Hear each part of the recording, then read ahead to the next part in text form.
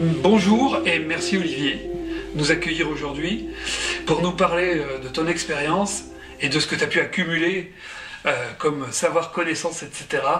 Sur la question de la connexion, de la communication avec l'au-delà et en particulier avec les défunts. Et donc ma première question c'est comment d'après toi tout ça marche?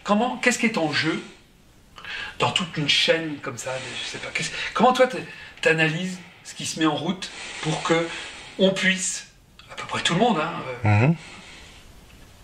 communiquer avec un défunt, communiquer avec une âme, une conscience. Bon, tout ça, c'est tout simplement lié aux propriétés de la conscience.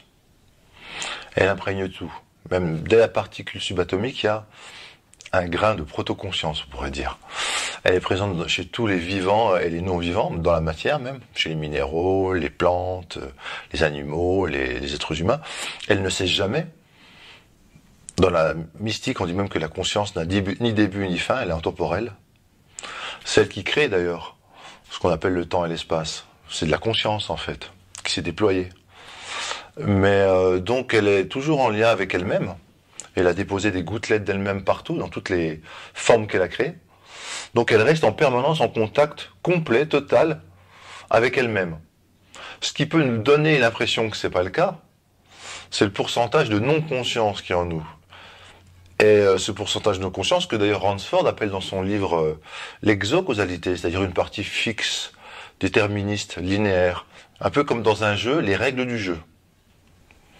On pourrait d'ailleurs dire que la conscience originelle qui a créé l'univers étant une conscience en expansion, une conscience curieuse, exploratrice, généreuse, qui crée sans arrêt des formes pour jouer avec et accroître sa propre connaissance. Bref, on peut dire que cette conscience-là, elle a vraiment créé un jeu pour apprendre.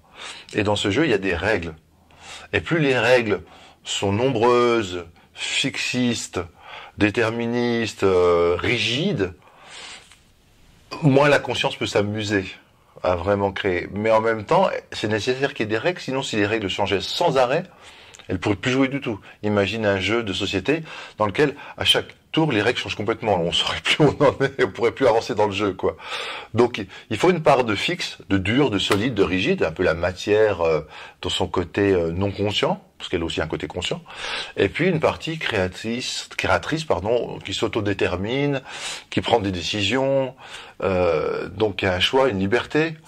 Et selon le pourcentage de cette conscience éveillée chez un individu, il peut plus ou moins exploiter les capacités de la conscience. Je veux dire, ce qu'on appelle les états élargis de conscience, c'est quand la partie réveillée de la conscience en nous devient supérieure à ce qui est d'ordinaire, à la conscience rétrécie dans laquelle on est ordinairement. Et là, du coup, on bénéficie encore plus des capacités de la conscience à se relier à toute forme de conscience, à dépasser, je dirais même transpercer le temps et l'espace. Elle peut voir dans le futur, dans le passé, ailleurs que là où elle est, dans la tête des autres, la télépathie, dans les consciences de gens non présents, c'est-à-dire les défunts, ou bien des entités que les chamans appellent les esprits, ou les spirites appellent les guides, ou les maîtres, enfin, etc. Donc tout ça, ce sont toutes ces manifestations, pour dire, qui semblent extraordinaires, qui font que de tellement d'encre, que même des magazines avec des musiques spéciales, dès qu'on commence à parler de ça, comme s'il y avait un mystère qui pourrait être même dangereux. En fait, c'est très simple.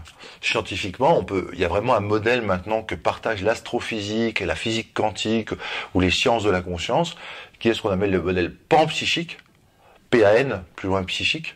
C'est-à-dire que tout provient de la conscience, tout contient de la conscience. La conscience est première.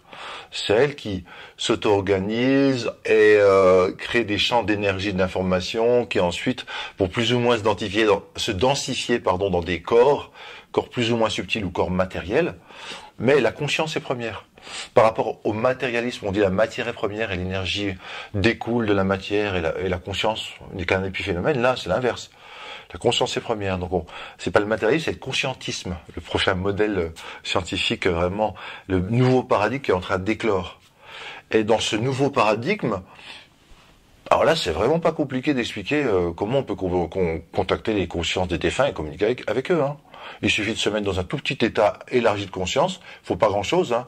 La plupart des pratiques, d'ailleurs, que ce soit le MDR ou la transcommunication hypnotique ou autre, demandent pas des gros efforts. Hein. Dans la pratique de Charbonnier, les gens, ils sont assis, ils écoutent un enregistrement audio et ils partent tout de suite. Et c'est des gens qui sont pas des spécialistes des états modifiés de conscience, c'est pas des chamans, hein, c'est des gens, Monsieur Dupont et Madame Durand. Hein. Donc, oui, il n'y a pas de quoi en faire toute une histoire, je dirais. Je pense que dans 20 ans, ton livre, il sera peut-être périmé, je l'espère pour toi, pour nous, parce qu'on dira, ah ouais, d'accord, il y a encore des gens qui s'interrogeaient sur le pourquoi, le comment, ça leur semblait pas naturel. Ils étaient tellement imprégnés de matérialisme, on leur avait tellement dit que non, on est dans des petites boîtes finies, bien séparées les unes des autres, et bien mortelles. Et une fois que c'est fini, on peut donc communiquer rien du tout. Et voilà. Hein, notre conscience, elle est enfermée dans notre tête et dans notre cerveau. Donc, comment elle pourrait être en contact avec notre conscience? C'est pas possible. C'est pas possible pour le matérialisme, qui n'est pas la science, hein, qui n'est qu'une idéologie. C'est vrai que la plupart des psychanalystes, des psychiatres, des scientifiques matérialistes, on va dire, vont expliquer que tout ça c'est que du délire, qu'en réalité c'est l'inconscient et l'imagination qui vont produire pour régler telle ou telle blessure, je ne sais quoi, ou tel refoulement, vont produire la croyance qu'on a contacté à la grand-mère. Ben ça c'est la caverne de Platon. Les gens qui sont restés dans la caverne et qui n'ont vu que les ombres, si tu leur parles de ce qui se passe dans la lumière, ils vont dire justement c'est un illuminé celui-là. Et délire, ça va pas. Mais il faut qu'ils sortent un peu. C'est-à-dire que finalement, si tu es psychanalyste ou autre, hein, ou neuroscientifique matérialiste, et que tu étudies soit derrière ton microscope, soit dans ton cabinet avec un divan, tu vas pas forcément voir la conscience. Tu vas voir l'inconscient, psychique pour les psychanalystes, cognitif pour les neuropsychologues. Mais la conscience, faut sortir de son petit laboratoire et faire de soi-même un laboratoire et explorer sa conscience et voir à quoi elle donne accès. Si tu veux quelqu'un qui dit le yoga c'est de la foutaise, c'est une secte, ça sert à rien, et puis qui a jamais fait de yoga, il n'est pas crédible. Il faut d'abord qu'il se donne la peine d'explorer vraiment, personnellement, ce qu'il est en train de critiquer pour pouvoir en dire enfin quelque chose qui est de la valeur. Tu vois ? Toi, tu utilises différentes de ces techniques, quelques-unes de ces techniques dans ta pratique thérapeutique ?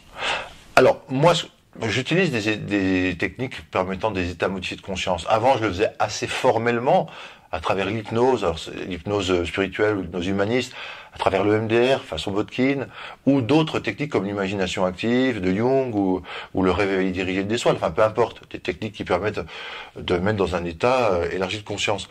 Et maintenant, en fait, moins parce que c'est pas que je suis devenu feignant avec l'âge, mais un peu quand même. Mais c'est pas ça. C'est surtout qu'en fait, une fois qu'on a exploré ça et qu'on sait que c'est possible et qu'on a son attention et son intention canalisée, focalisée sur l'existence et la recherche de ces phénomènes, ils se produisent. Un peu comme on dit en physique quantique, l'observateur modifie l'observation. Ben là, il y a moins besoin de technique, c'est les patients qui te les donnent, soit spontanément, soit dans les rêves qu'ils vont faire, soit par une intuition que tu as, tiens, il utilisait tel mot, il utilisait telle image, ou des images bizarres qui te viennent en tête quand tu parles avec eux. Et après, c'est assez simple quand les patients s'aperçoivent que tu peux avoir accès à ce matériel avec eux de conscience élargie qui dépasse la rationalité habituelle. Eh ben, des choses se font, mais sans technique. Mais c'est vrai que ça m'arrive d'utiliser le MDR de façon Botkin pour favoriser un contact plus spécifique, plus canalisé, plus rapide avec un défunt. Mais maintenant, c'est souvent les gens qui viennent me parler de ça, parce que tu sais, à force de parler de ça, les gens ils savent et donc ils viennent. Donc c'est plus facile quelque part. Toi, tu traites beaucoup de la question du deuil, par exemple Ça m'arrive, oui. Enfin, beaucoup, non. Mais je dirais comme un psy normal. C'est-à-dire que ça arrive, c'est une des plaintes ou une des demandes de psychothérapie, un deuil difficile à faire, voire impossible à faire, ou qui a duré, je sais pas quoi.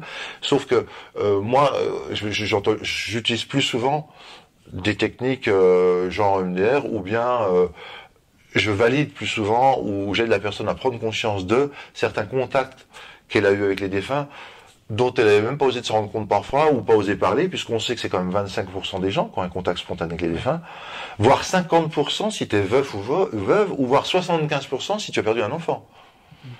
Donc déjà là, tu as tout un ensemble d'expériences à rechercher, à valider et à utiliser pour le patient. Souvent, il n'aurait jamais osé parler de ça à un psy, parce qu'il aurait dit, vous allez m'interner au Vinatier. Nous, Vinatier, c'est l'hôpital psychiatrique à Lyon. Comme il y en a partout, il y a des noms d'hôpitaux qui font peur.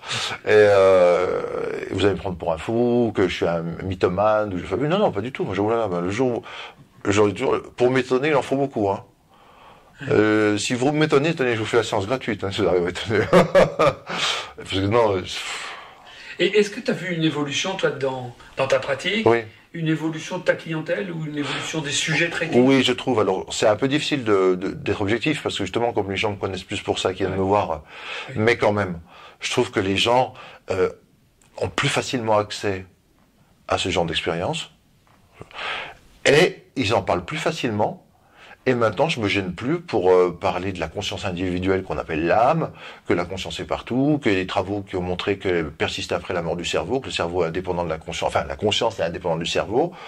Il faut dire que j'ai écrit des livres et j'ai fait dans ces livres Oser parler de la mort aux enfants ou bien Expérience extraordinaire autour de la mort. J'ai mis des annexes qui donnent les résultats des expériences scientifiques ces 40 dernières années. Donc je sais de quoi je parle, et si les gens me disent « Oh, mais c'est un peu une secte », enfin, ils me le disent pas en plus.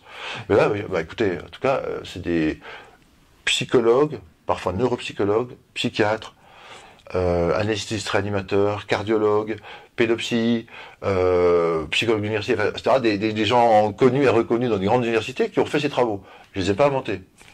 Donc moi, je me contente d'être objectif et de vous dire, voilà, il semble que l'hypothèse sur laquelle la conscience est indépendante du cerveau et n'a pas besoin du cerveau, elle est vraie à 99,89%. En science, on peut jamais dire toujours 100%. Mais par contre, l'idée que le cerveau crée la conscience comme le foie sécréterait la bile, alors ça, c'est dépassé. C'est complètement contradictoire avec toutes les données convergentes qui vont dans le sens d'une conscience omniprésente et non mortelle. Oui, je voyais une citation la semaine dernière. C'est comme si on disait que l'orchestre était dans la radio. Oui, voilà, oui, mais c'est ça, c'est-à-dire qu'on prend souvent le modèle du poste de télé, et c'est pas la télé qui crée les programmes. C'est vrai que le jour où les postes de télé cassent, on peut plus les capter directement, les programmes.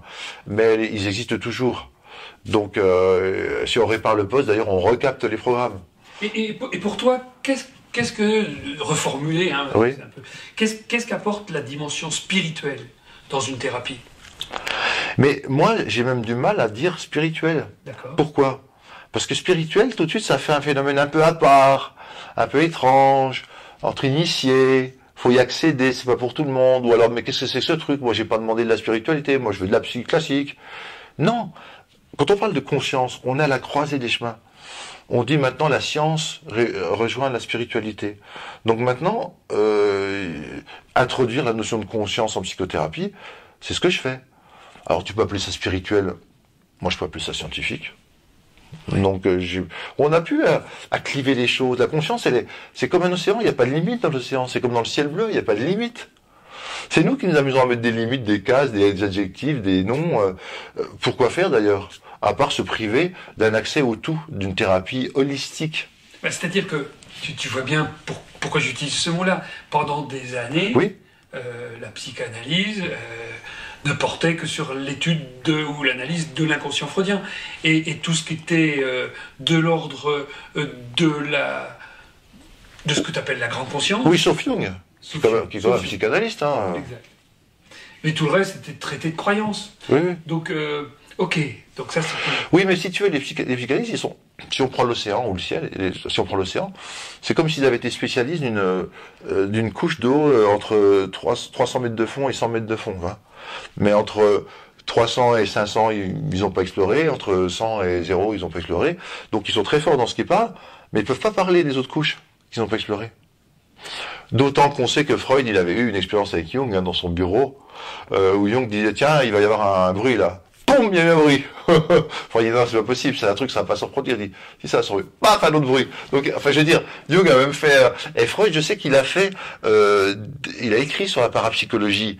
Et il n'était pas hostile, en fait. C'est surtout ses suiveurs qui, pour validé un peu la rationalité ou la scientificité de leur modèle, ont exagéré, comme toujours, hein, en général, on trahit, on traduit et on trahit le père fondateur pour des raisons de business, de créneaux, de positionnement scientifique. Là, il faut pas qu'on en parle parce que déjà que c'est assez sulfuré comme ça avec le sexe. Si en plus on rajoute la spiritualité, alors là, oui, on va être brûlé comme les sorciers du Moyen-Âge, quoi. Enfin, les fausses sorcières d'ailleurs. Vers quoi tu orientes tes recherches, toi, en ce moment? Eh bien, j'ai élargi un peu mon scope, je dirais, enfin mon intérêt. Je suis passé de quelque chose centré sur le psychisme, ou la psychothérapie, ou la spiritualité, ou les esprits, à quelque chose de plus sociétal. C'est-à-dire s'intéresser à comment rendre le monde conscient, enfin participer avec bien d'autres, et comme une petite goutte, comme le colibri qui amène sa petite goutte à l'incendie, participer à un monde meilleur, mais sous forme d'un monde plus conscient. C'est-à-dire, moi, mon modèle de base, maintenant, ça va être, il y a la marguerite. La marguerite, c'est une fleur, elle a un cœur et elle a des pétales. Dans le cœur de la marguerite, il y a la conscience. C'est-à-dire, comment elle s'exprime dans le monde, sous forme de solidarité, d'altruisme, de générosité, de compassion, d'amour, de connaissance que toi c'est moi et moi c'est toi. Ce que tu fais aux autres, tu fais à toi et vice-versa. Enfin bref. La conscience, elle le sait. Quand tu es dans la conscience, tu le sais. Et comment l'exprimer dans les différents pétales du monde. Pétales, l'écologie, l'économie, la politique, l'agriculture, l'éducation, la médecine, l'art aussi. Comment faire que la conscience imprègne chacun de ces domaines? Parce que je me suis aperçu que comme on est fondamentalement des êtres conscients et que fondamentalement on a la bonté, la générosité, il y a plein de livres d'ailleurs là-dessus, hein, l'empathie, la compassion, chevillée au corps, créer un modèle de société sur cette conscience, c'est beaucoup plus naturel, facile, spontané et sans forcer les choses, que de faire le modèle qu'on nous a proposé, néolibéral, capitaliste, où l'homme est un loup pour l'homme, l'homme est un être rationnel, avide de pouvoir et d'argent, et qui fera toujours un choix égoïste, basé sur l'intérêt à court terme, aux dépens du bien-être des autres ou de la terre. Non, c'est faux. On nous a menti, on nous a trahi finalement avec ce modèle. Il n'y a pas d'autre alternative.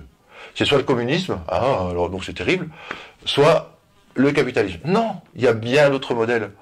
De l'intelligence, de la base, de l'intelligence collective, un modèle ascendant où c'est les gens qui s'autodéterminent, qui deviennent actifs en tant que citoyens dans la politique, qui créent des comités d'organisation locale, des coopératives, etc., etc., et qui créent une démocratie vraiment participative où les élus peuvent être révoqués, ils sont élus que pour le court terme, c'est pas des professionnels de la politique, ils sont redevables de ce qu'ils ont dit qu'ils allaient faire devant les citoyens, etc. Enfin, il y a une sixième république comme en proposait Mélenchon, quoi. Donc toi, tu penses que le travail sur la conscience, que tu pratiques depuis des décennies, doit s'étendre maintenant à la société, oui. Enfin, en tout cas, que moi, c'est mon envie, je veux pas dire mon rôle, ça fait prétentieux comme sinon, mais mon envie, mon affinité qui se tourne vers, justement, moi, ma spécificité, c'est d'être psy, d'être scientifique, d'avoir travaillé sur la conscience, sur les états modifiés de conscience.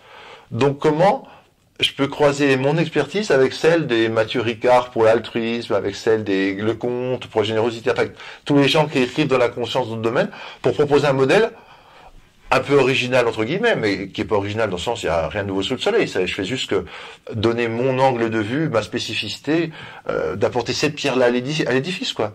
Un modèle qui prend en compte le psychisme et la conscience dans l'organisation de la société. Voilà.